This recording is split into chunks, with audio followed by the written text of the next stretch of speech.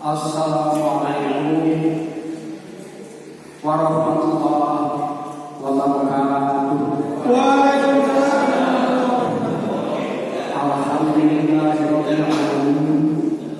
Wassalatu wassalamu ala asyrofil anbiya'i wal mursalin wa ala alihi wa sahbihi ajma'in. Alhamdulillahilladzi lahu al-'aqibatu wa hadana ala sunnatil wal jamaah. Wassalatu wassalamu ala sahibis syafa'ah Sayyidina Muhammadin wa alihi wa sahbihi wa hibbihi ahli wujudi wal qanah. Rabbi shrah sadri wa yassir amri wahlul 'uqdatam min lisani yafqahu qawli wahlul 'uqdatam min lisani yafqahu qawli wahlul 'uqdatam min lisani yafqahu qawli. Amma ba'd. Al-Mukarram Sohibul Bait juga sebagai Rais Mutasyar Nahdlatul Ulama Majelis Wakil Tabang Kecamatan Ciunang yang saya hormati, pengurus MWC NU Kecamatan Ciunang beserta badan otonomnya yang sudah nampak hadir di sini, dari mulai GP Ansor, Muslimat, Patayat, juga ada kota desanya dan sebagainya. Yang kami hormati dan semoga dimuliakan oleh Allah Subhanahu wa taala. Pertama-tama kami panjatkan puji dan syukur kehadirat Allah Subhanahu wa taala bahwasanya pada hari ini kami bisa bertatap muka, berjumpa kembali dengan warga Nahdliyin dan Nahdliyah yang kami cintai. Padahal keberadaan kami ini sudah 1,5 tahun dalam keadaan sehat walafiat. Tapi demi NU, saya berusaha untuk dapat menghadiri acara ini dalam rangka bersilaturahmi, ukhuwah Islamiyah dan ukhuwah Nahdliyah. Oleh karena itu, kami mengucapkan terima kasih kepada pimpinan acara ini bahwa kami diberi kesempatan untuk menyampaikan isi hati kami kepada warga Nahdliyin dan Nahdliyah, ibu-ibu, bapak-bapak, dan adik-adik. Dalam perjuangan sejarah NU di Kecamatan Ciunang ini diawali oleh gerak-gerak saya pribadi. Tahun 90 saya mulai menjual NU di Kecamatan Ciunang ini karena ditugaskan oleh guru saya Al-Mukarram Kiai Haji Raden Abdul Halim bahwa sudahnya hijrah di Kecamatan Ciunang, Ustaz harus membangun kembali Nahdlatul Ulama, karena menurut sejarah Kecamatan Ciunang itu adalah warga Nahdlatul Ulama secara keseluruhan. Hampir 100% Jamiah NU Kultural Nahdlatul Ulama. Setelah itu saya bertanya kepada beliau, saya harus bagaimana teknisnya. Meskipun saya keturunan dari Sarapan, tapi kan sudah 30 tahun merantau, sekarang pulang ke kampung, hanya harus bagaimana. Beliau menyarankan supaya menghubungi dengan beliau. Nanti dia yang punya wewenang atau kekuasaan di wilayah Kecamatan Ciunang. Dari sana ulama-ulamanya. Nah, setelah ada petunjuk restu dari beliau, dari ajaran beliau, saya bergerak menyusuri semua kiai yang ada di Kecamatan Ciunang ini. termasuk kepada Kiai Haji itu Samsudin Jeta dari Gunung Layu. Beliau sedang tidak ada, beliau sedang bekerja di sawah, saya kerja ke sawah. Saya ceritakan, saya diutus oleh Ajengan Elim dan Ajengan Koko untuk mendirikan Nahdlatul Ulama. Itu cerita awalnya. Memang dari dulu juga NU banyak sekali, hampir semua warga NU, sekalipun tidak masuk anggota NU, tapi pelaksanaan ubudiahnya melaksanakan apa yang dilakukan oleh Nahdlatul Ulama secara real di lapangan. Saya sebagai ketua Dewan Masjid yang membawahi 190 masjid jame DKM, juga 500 lebih masjid langgar di Kecamatan Jegunang ini. Itu secara real saya telusuri di lapangan, baik saya langsung terjun ke lapangan maupun melalui jaringan-jaringan saya yang ada di tiap desa. Ternyata di sekian ratus masjid di Jegunang itu tidak ada satupun masjid yang tidak melaksanakan kunut di waktu lepas subuh. Tidak ada yang tidak melaksanakan talqin, tidak ada yang tidak melaksanakan tahlil, tidak ada yang tidak melaksanakan marhabah dan sholawat. Itu tanda-tandanya orang NU. Di Sumedang itu semua pelosok, semua kampung melaksanakan itu.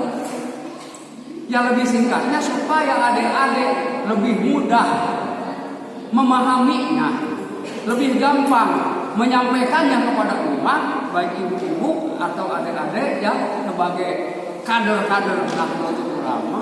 Saya berikan kesan, kalau ada yang menanya apa saja sih cirinya NU? Cirinya NU itu yang dilaksanakan itu adalah 5 hal. Ini harus paham. K, T, T, S, M. Itu harus paham. Kalau Anda menanyakan cukup dengan 5 ini. K, kunut.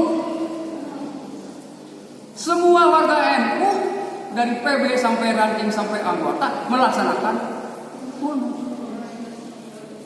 Yang tidak masuk NU tapi melaksanakan kunut itu juga mengikuti.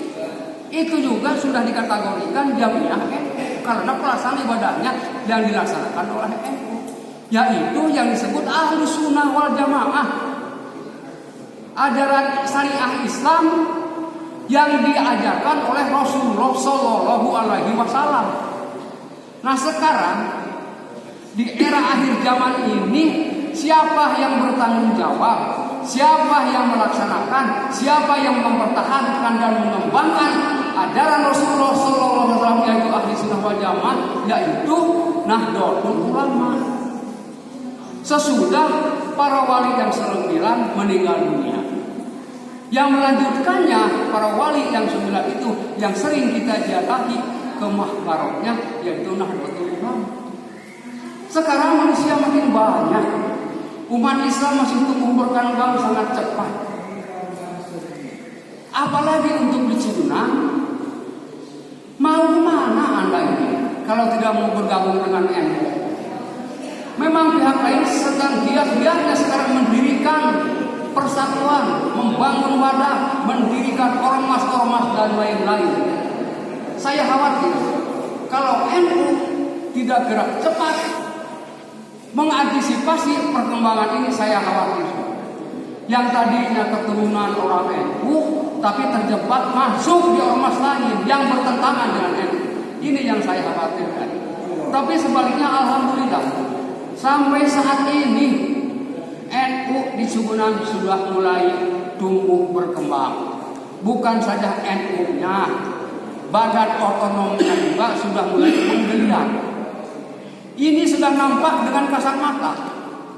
Dengan kehadirannya milenial, kaum-kaum muda yang berbondong-bondong ingin bergabung dengan NU, baik dari Banser atau Ansor, itu di bawah naungan Ansor, sama saja. Cuman Banserna itu adalah pasukan tempur namanya, pasukan tempur.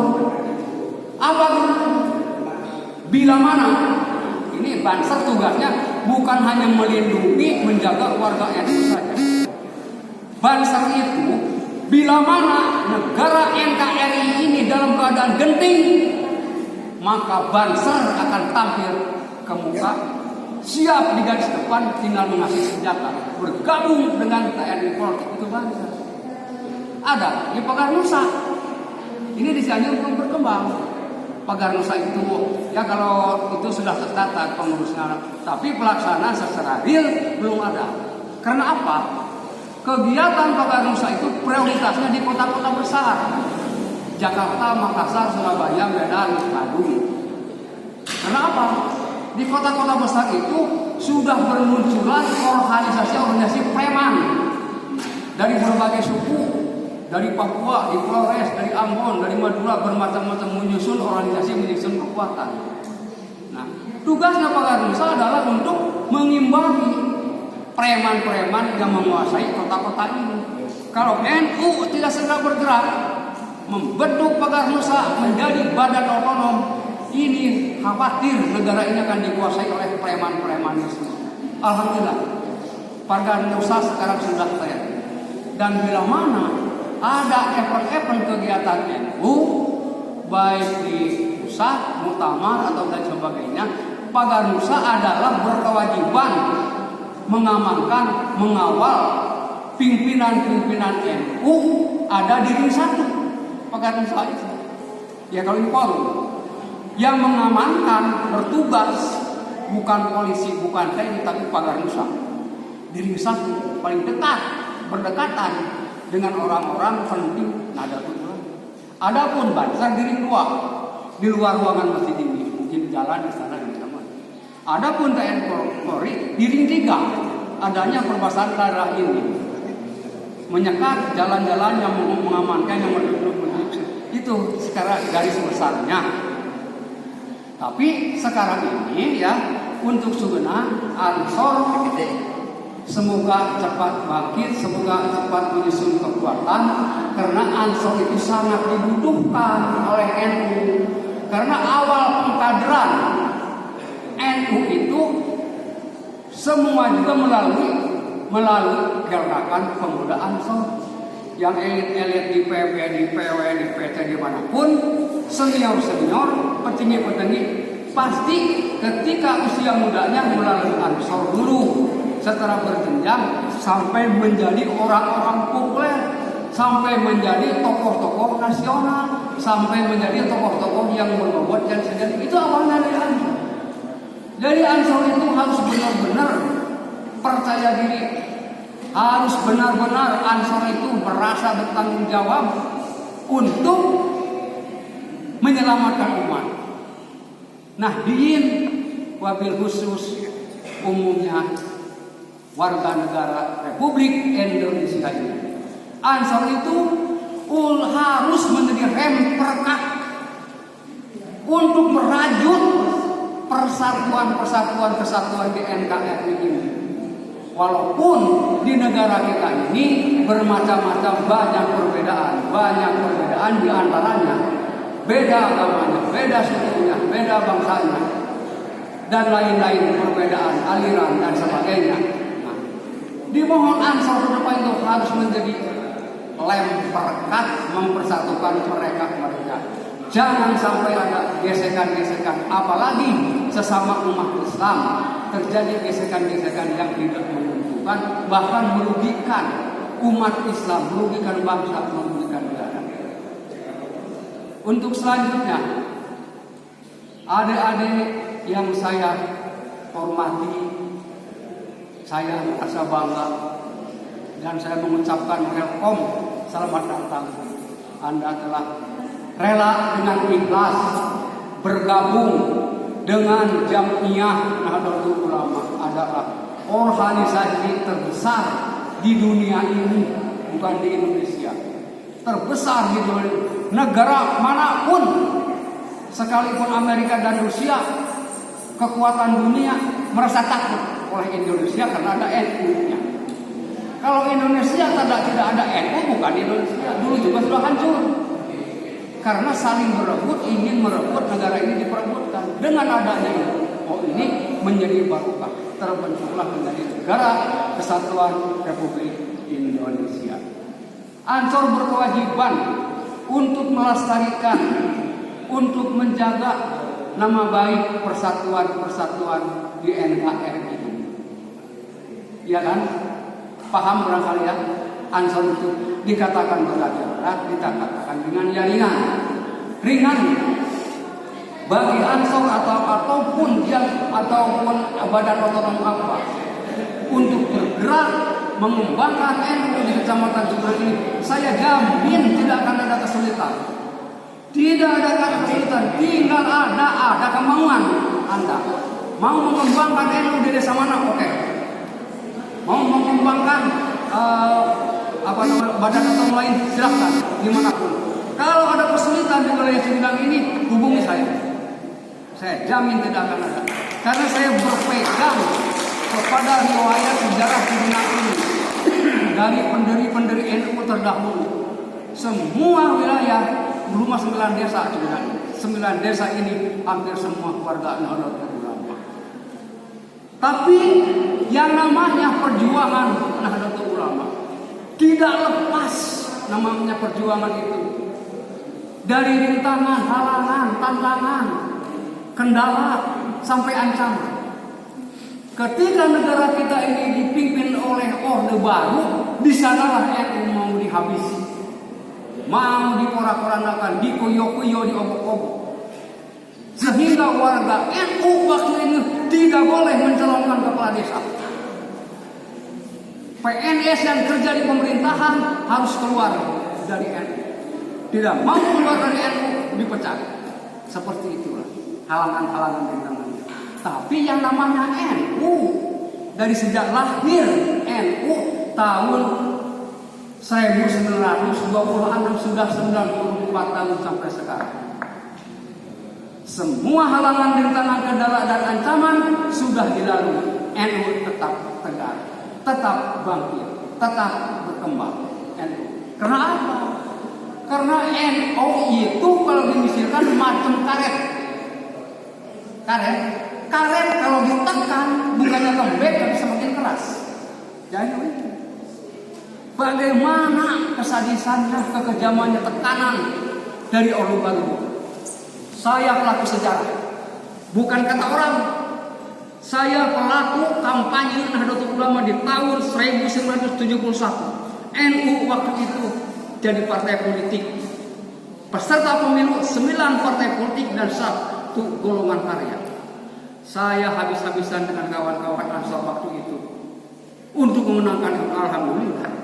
Hasilnya NU jadi runner-up kedua terbesar di negara Republik Indonesia ini. Kalau orang berbicara sekarang, warga NU ada 90 juta, itu real. Saya bisa diterima karena dulu juga 71 sudah sekian puluh juta warga NU itu. Nah sekarang ya mulai bermuncul lagi.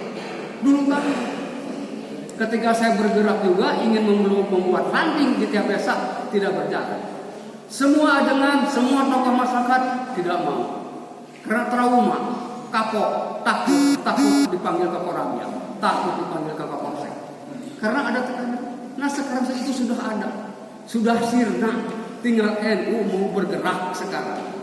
Mau dibawa kemana umat Islam ini, mau dibawa kemana NKRI ini. NU adalah yang paling bertanggung jawab dari garis depan. Itu. Saya ditugaskan oleh panitia ini bukan untuk memberikan ceramah ilmiah, hanya katanya tolong dikasih semangat. Nah, saya juga ini mengasih semangat kepada generasi muda supaya bersemangat, tidak takut, tidak ragu-ragu masuk ke NU. Silahkan Anda berjuang dengan niat Bismillahirrahmanirrahim. Nah itu berjihad ila kalimatil. Sekarang dikuatkan dengan wasiatnya Hadratus Syekh Kiai Hasyim Asy'ari. Mewasiatkan itu terpampang tulisannya di mana-mana. Saya hafal betul dan saya laksanakan. Siapa orang yang dengan ikhlas mengurus Nahdlatul Ulama, maka orang itu akan diakui sebagai sebagai santriku. Itu. Kalau kita belajar ngaji susah, sudah tidak ada.